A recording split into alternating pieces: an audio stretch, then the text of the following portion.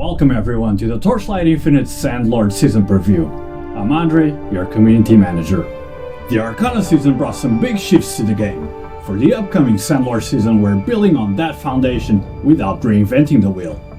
We're mostly focused on improving some core endgame systems and adding significant new layers for build customization and gameplay variety. Plus, all of this is launching with our second year anniversary, so you can expect some very special events. Now, without further ado, let's get started.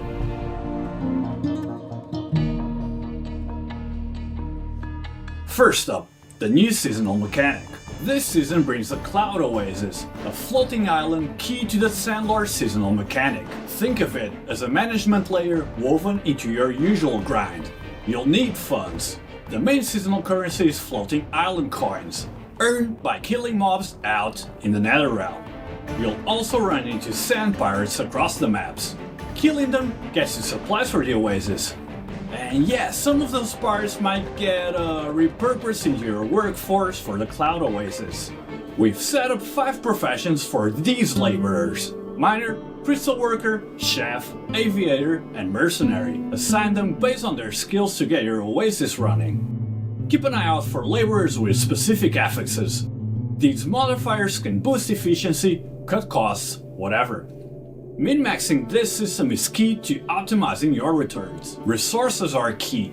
The Oasis mine produces ingots and magic crystals automatically once you assign miners and crystal workers. These are used for Oasis upgrades or shipped out as straight goods. Set it up and the resources trickle in. Food production happens at the logistics scroll. Assign chefs and they turn ingredients into food, which are also trade commodities. You need ingredients for that. And while we could have implemented a harvesting system, realistically just killing sand pirates in the Netherrealm was the best implementation to drop ingredient packs. We didn't want to break the gameplay loop. Once you've got goods piled up, load the airship, assign aviators, and they'll run trade routes to other floating islands. Fulfill specific orders for guaranteed rewards. You can also overstock the shipments for a shot and extra random loot. Could be gear, fluorescent memory, or even crucial aromatic materials used for the new blending system's recipes. But we'll get to blending shortly. So basically, trading is your passive income stream. If you want something more active, assemble a mercenary squad, give them gliders, and send them on raids to hit sand pirate statues. This earns loot without spending your Oasis resources. Heads up though, raids can trigger risk events requiring your intervention, or uncover hidden treasures you need to go grab. As you upgrade the Cloud Oasis, buildings, better laborers, efficiency boosts, you'll expand your trade and raid reach. The goal? Get to a point where the Oasis generates significant income automatically while you're out doing your main Netherrealm farming.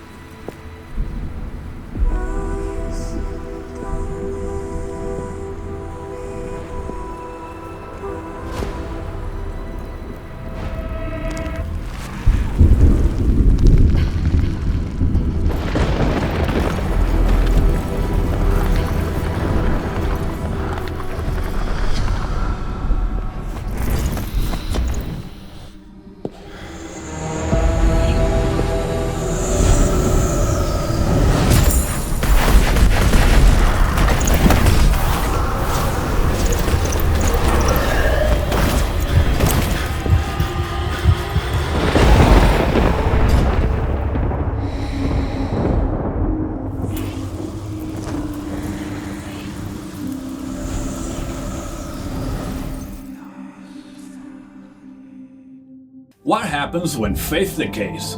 When the Oracle can no longer bear divine grace, the gods' gifts twist and their blessings become desecration. Introducing Thea's radical new trait, Blasphemer. This new trait completely flips her usual mechanic.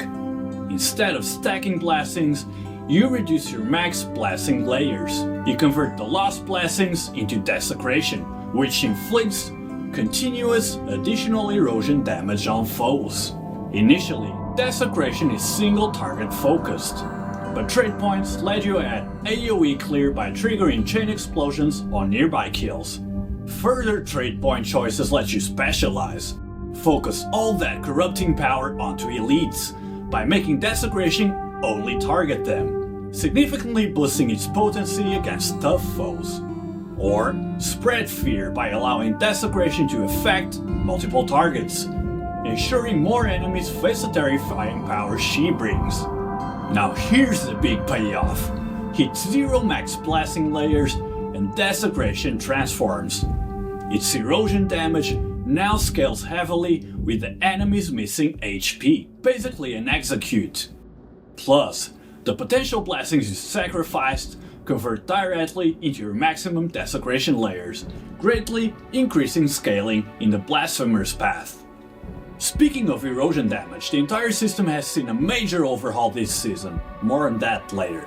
Next up, blending. This is a new crafting system which allows you to add powerful affixes to belts. You get blending recipes and precious aromatic materials from the Sandlord seasonal mechanic. The kicker, you can add medium talents, core talents, and even specific hero trait points directly to any belt via blending affixes. Think about it, Anger Rehan could potentially add the split form trait point from Seething Silhouette onto their belt. This lets you stack resistance for huge life scaling via his Imbue. That opens up the game for different build angles, like blood consumption builds that need massive life pools for life Imbue. One obvious restriction, you can only use trait points from your own hero, no poaching allowed.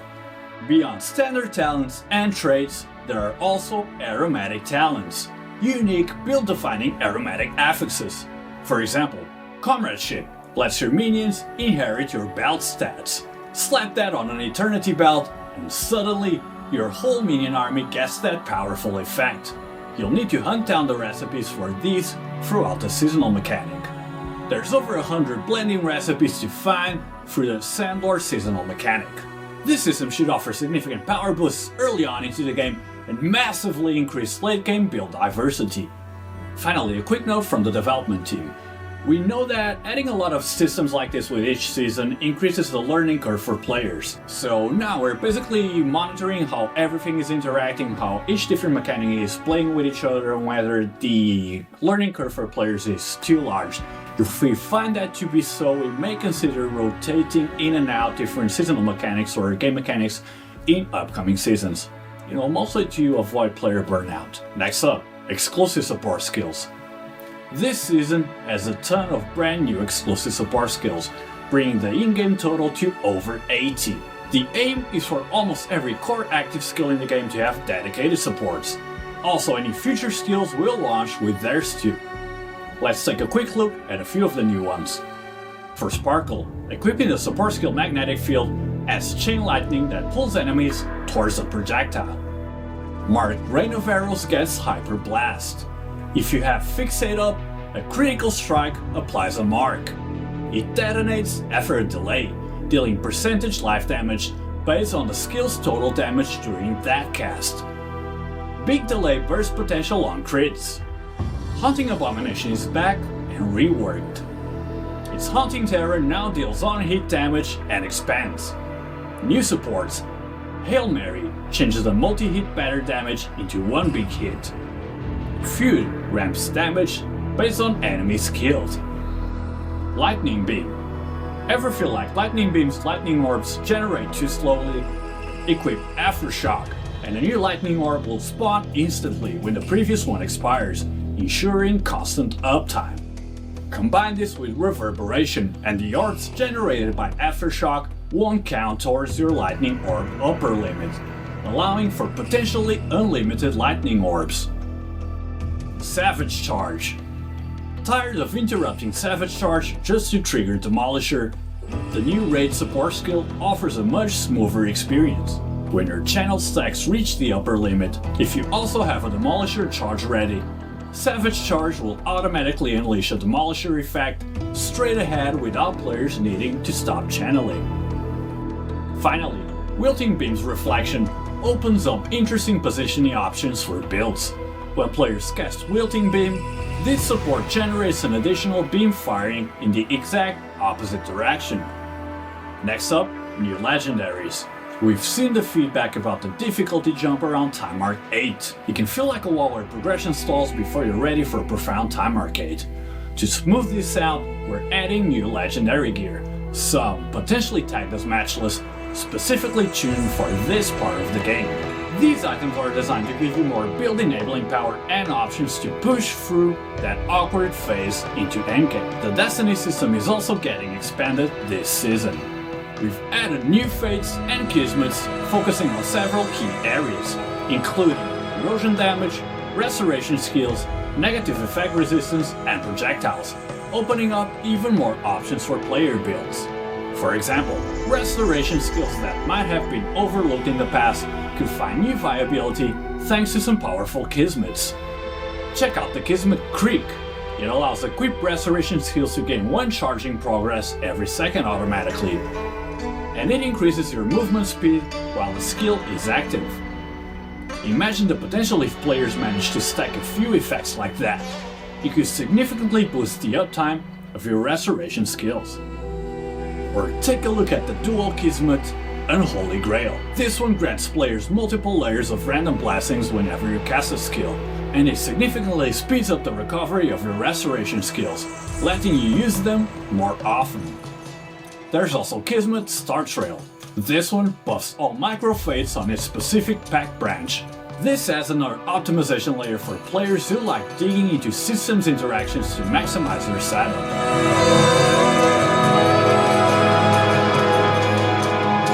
Next up, balance changes and core mechanics. First, let's go over hero balancing. We went over player feedback and we decided to address some traits that felt weaker in early and mid game. So let's take a quick look at some of the key changes coming this season. First, Rosa's trait High Court Chariot sees adjustments. Her early and mid game trait nodes have been strengthened for a smoother start. We've also added a new damage focused trait node, Divine Intervention, at level 60.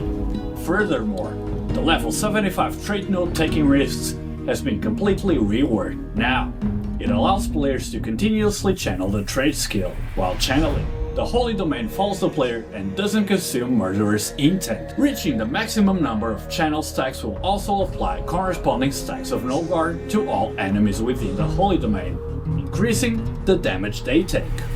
Yoga's Space-Time Relapse gets Space-Time Upheaval at level 45 for more offense. Level 75 Space-Time Curse is replaced by Space-Time Expansion. This increases duration for Twisted Space-Time, Space-Time Turbulence, and makes enemies in Turbulence count as being in Twisted Space-Time. This fixes anti-synergy with Space-Time Pause, which lowers duration but ups damage, giving Yoga more viable setups. Next up, Commander Model. We know players want self-destruct minion builds, but they often rely heavily on activation mediums. To help, we adjusted the level 75 node Fuel War with War to auto-trigger your main skill periodically. Better gameplay feel, less reliance on activation mediums, offering a new way to manage minion detonation that balances power with convenience. Of course, this is just a sample of what's coming. Many other hero traits are getting adjusted, whether those are minor tweaks or maybe some even more major adjustments. These are all going to be finalized and public in the upcoming Blue Bible, our patch notes, so please stay tuned for that. We're also making some additional changes, which are mostly focused on, improving how combat feels, the core gameplay, mapping, and so on and so forth. So let's take a quick look at some of those. First, we want to increase the competitiveness of builds which do not rely on auto-casting. To give players more active playstyle options, we're introducing new support skills and core affixes. For example, the support skill Willpower grants a buff that significantly increases your damage when you use a skill, but you lose all stacks on the buff if you move, rewarding stationary casting. Projectiles have also received some improvements this season. We've greatly increased the upper limit for projectile speed, which should improve the release feel and overall map clearing experience for builds using them. Additionally, the flight distance of projectiles will now be primarily affected by the projectile range attribute. rather than projectile duration.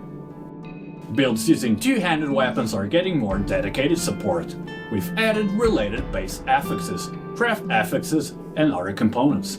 There's also a new pair of legendary gloves, Death's Touch, designed to further increase two-handed weapon damage. Players can now better develop builds focusing on two-handed weapon damage, attack speed, and critical strike. We hope this enriches the playability of attack builds and reduces the feeling that choices for core items are too limited.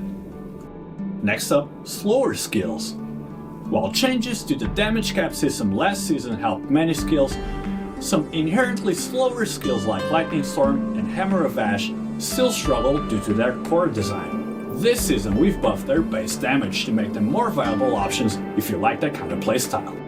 Next up, Erosion 2.0. Something that many of you have asked about is new mechanics for erosion damage. In previous seasons, builds focusing on erosion damage typically center around persistent or wield effects, as direct erosion on hit damage often felt too weak. In the new season, we're introducing a core mechanic to bolster on-hit erosion, Deterioration.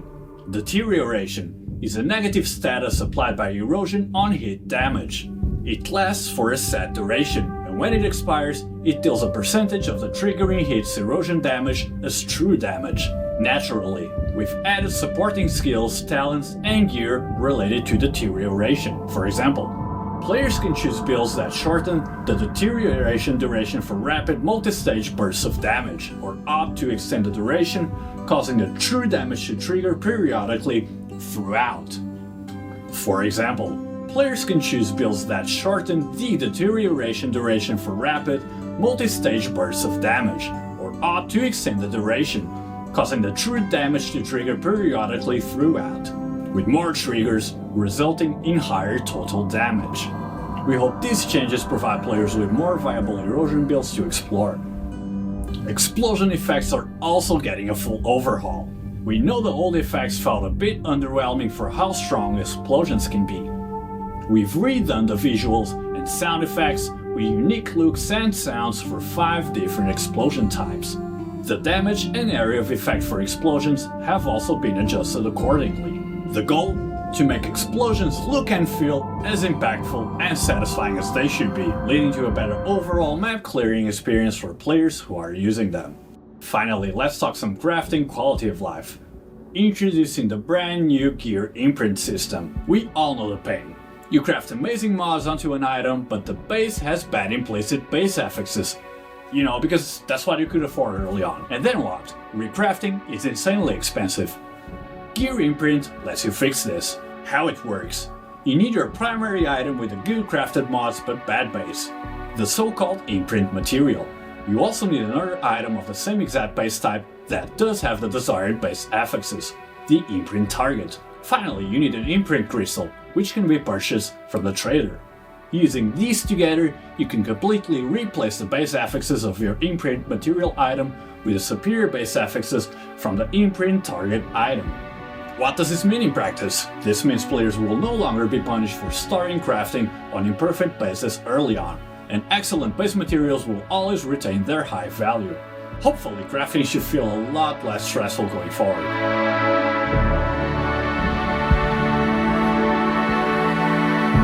Now let's dive into some updates for the Nether Realm. First up, Secret Realms. Starting Time Mark 8, killing rare monsters has a low chance to spawn a portal. These are unique side areas with different mechanics and better rewards than standard maps. For example, Secret Realm Abyssal Vault is just full of loot chests, no mobs. The Secret Realm Sea of Rites has passive goblins you kill for a chance to summon a boss. There's a total of 5 types of Secret Realms this season, and we're hoping that they can kind of break up the monotony of endgame grinding and add some random excitement to mapping. Now let's talk Deep Space. Deep Space is the only system which is actually undergoing a larger overhaul this season. Forget the old regions and Plane Watchers. Now there are 5 dedicated Deep Space stages. These are larger, have way higher monster density, better drops, but are significantly harder. Real survival challenges. To align with a high investment, high reward philosophy for this challenging content, we've introduced a new item type, usable only in Time Arc 8 maps and the new Deep Space stages. Probes.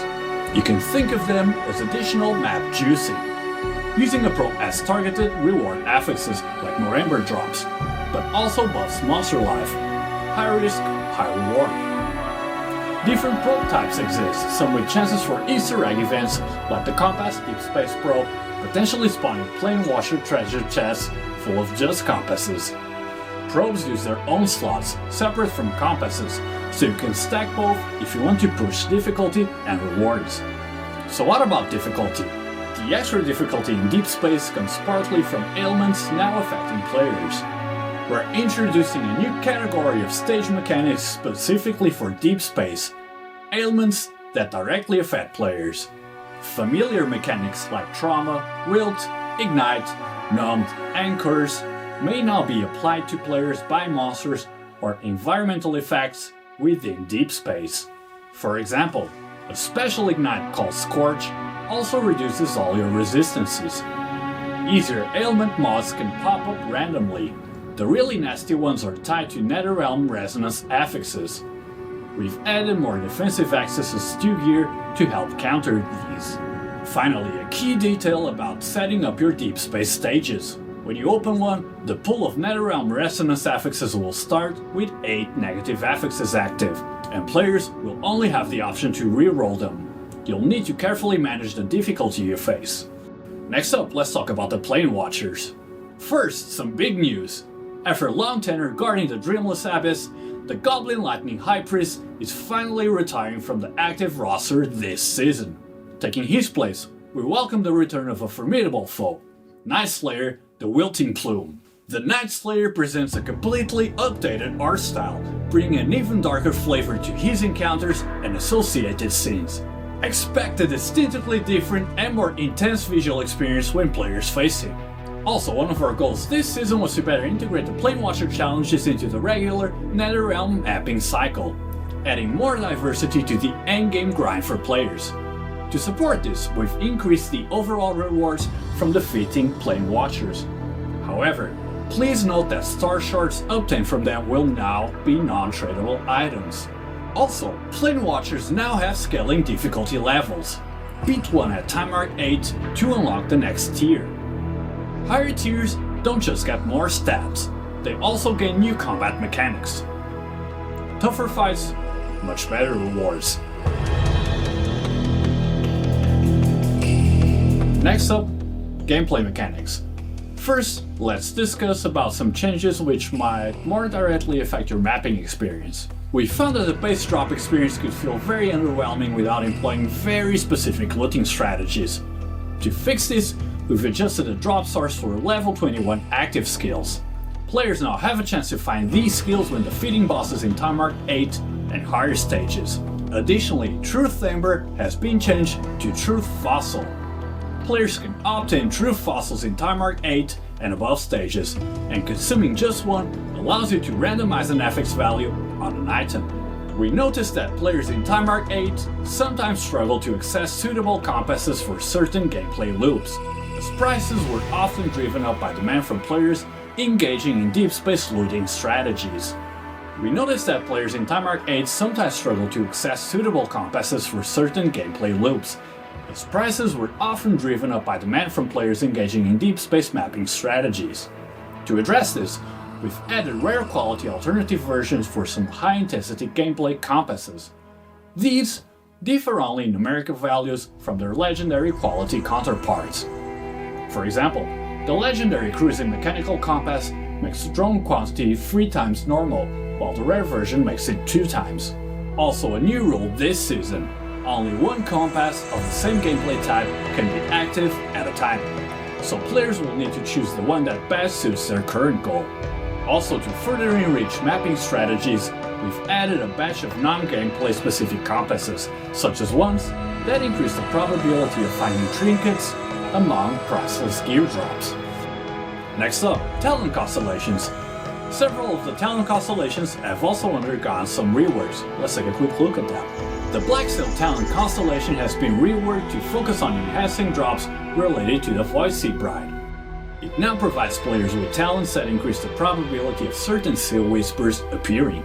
New boss whispers have also been added to the Seal Whispers pool, which can increase the drop rate of Void Sea invitations. The Priceless Talent Constellation also offers richer options. Players can increase the drop rate of trinkets within priceless items, and even choose to prevent priceless items with only a single base affix from dropping, ensuring that dropped priceless gear always contains 2 base affixes. Getting that perfect ring with +1 blessing anchors might be closer than you think. We've also increased the effects of talent nodes related to bosses across various gameplay mechanic talent constellations. This increased benefit comes at the cost of losing some of the gameplay mechanics' other inherent rewards. For example, in the Cube Talent constellation, players can increase the probability of obtaining a desired core record when drawing from the Cube of Craving. But this comes at the cost of reducing the amount of desired crystals obtained. And yes, the drawing speed for the cube, which has been a long-term point of contention in the community, has actually been increased this season.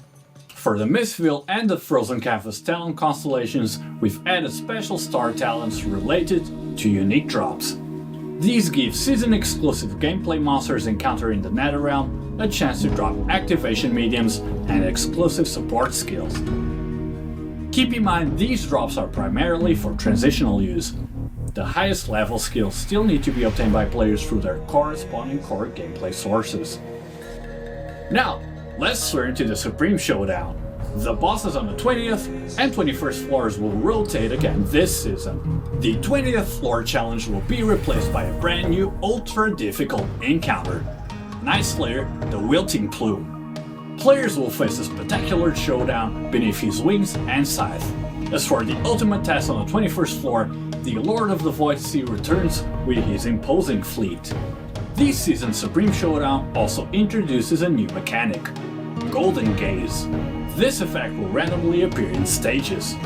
Both players and bosses have a chance to be chosen by the Golden Gaze, temporarily gaining the ability to gild opponents. When possessing this power, the boss can gild units in a 360-degree area around itself, while players can gild enemies in a 180-degree cone in front of them. Gilded units cannot move or cast skills. Importantly, when the boss itself is gilded, the damage he takes is additionally increased. It's a mechanic with both risks and opportunities, requiring players to handle it carefully to turn it into an advantage in the final battle. Next up, the Arcana seasonal mechanic, the Tarot Path, is going core, so by entering the main gameplay loop, it's also being accordingly adjusted. In the new season, the number of tarot cards required to enter the Tarot Path has been increased from 15 to 30.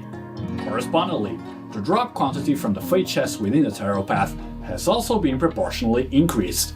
This change aims to greatly reduce how frequently the Tarot mechanic interrupts your Netherrealm farming, alleviating the frustration of, having to break your main gameplay loop and going into the board game. Additionally, we've added a brand new Netherrealm talent constellation dedicated to the Arcana seasonal mechanic.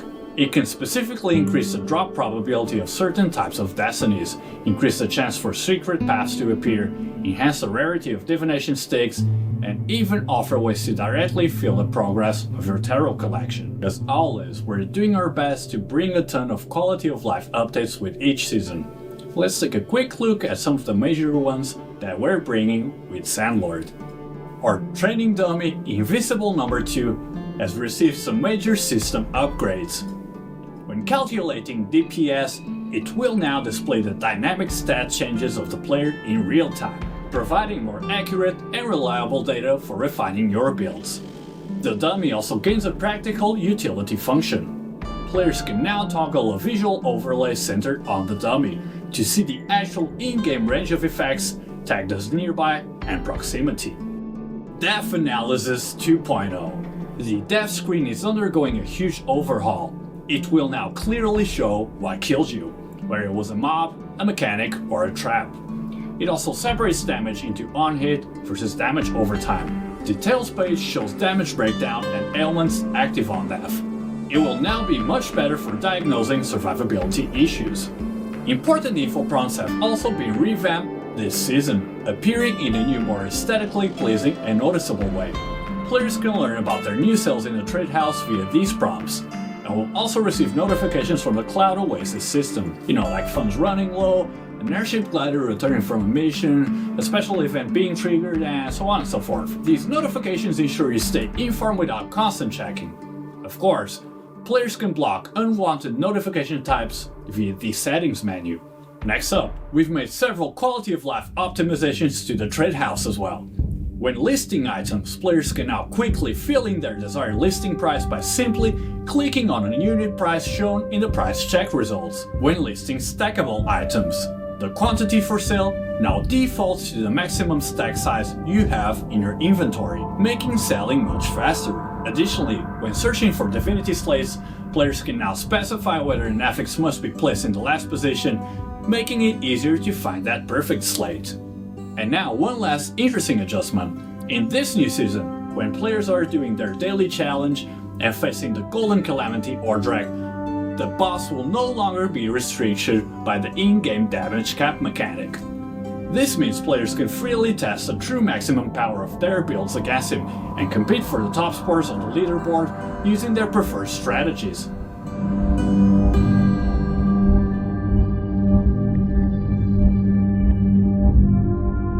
Finally, let's go over microtransactions as well as some very exciting new events that we have coming your way. First, get ready for the Wasteland Gold Rush event. Players can earn Gold Rush attempts simply by progressing through the game. Use these attempts for a chance to win various valuable items from the event, including Jagged Primos, Battle Pack Spirit Crystals, and even the grand prize, a Torchlight commemorative gold note. And yeah, we do mean real gold, like real life gold. But the events don't stop there. Believe it or not, CLI is turning 2. And as a thank you to all of you for staying with us, we're also launching some very special celebration events. Players can claim a nice reward each day they log in during the event period. After checking in for all 7 days, you'll receive a legendary drop Pack Spirit selection pack, allowing you to choose any legendary Pack Spirit from the Frozen Canvas season or any previous season. We also have the Hope in the Sands active event. During this event, complete quests related to the Sandlord seasonal mechanic to earn points. Accumulate enough points to unlock generous rewards, including Battle Pack Spirit Crystals, a rare drop Pack Spirit, a rare Pack Spirit upgrade insignia, an exclusive weapon appearance, and many more surprises. Check out the shop too for special anniversary exclusive packs. Now let's take a quick look at some of the cosmetics coming this season.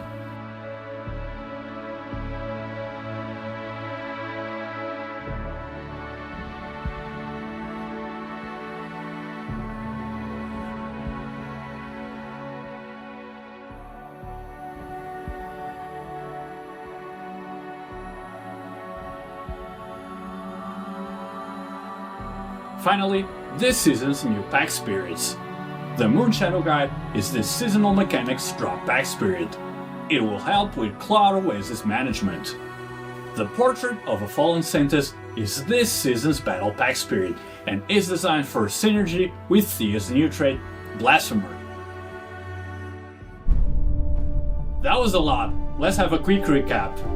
The new Sandlord seasonal mechanic, a new hero trait for Thea, the new blending system, new legendaries, the new gear imprint system, new exclusive support skills, hero balancing changes, improvements to core gameplay mechanics, secret realms, adjustments to deep space, tons of quality of life, our second anniversary events, and so much more.